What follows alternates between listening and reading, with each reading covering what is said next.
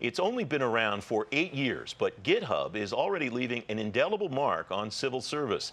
60,000 government employees across 75 countries use it every day. The GitHub community includes 1,500 organizations in the United States alone, a number they hope will rise thanks to a new policy from the White House.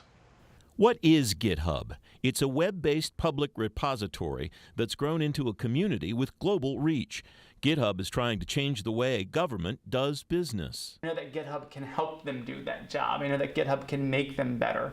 It's really as a force multiplier. You can have the same people using the same techniques and same languages, but giving them better tools will make them better at their job. Jones tries to empower agencies by connecting them to the right groups and organizations, establishing that community, and giving them the tools they need through, where else? GitHub. So I think the time is right for the government to continue to push past the status quo, push towards successful projects that are more on time and more under budget. And quite frankly, the citizens deserve a better IT infrastructure. Ben Balter shares that enthusiasm. He might be enthusiasm incarnate. Balter got his start as an evangelist for GitHub after several years in government, including a rotation as a White House Presidential Innovation Fellow. In order to get open source in government at the time, it wasn't just a matter of going to GitHub and clicking download.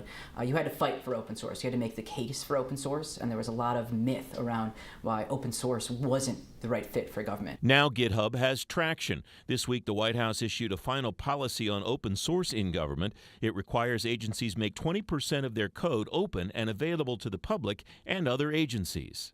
The open source policy is an amazing first step forward. It's the first time that the government has explicitly said not only is open source something you can do, but something that you should do. I'm optimistic because I think the government is really at an inflection point right now where there's a lot of very smart, very talented technical people who know that things can be better. Better from an operational standpoint and a financial one. Jamie Jones says open source could save the government big money in the long run. Studies have shown that fixing a bug in software gets exponentially more expensive the later in the development cycle it's found. The sheer scale of government might be the most exciting prospect for this technological team. They say 20% is a start, but they have designs on making open source technology the standard throughout government. Potentially the largest publisher of code in the world and potentially the largest publisher of open source in the world.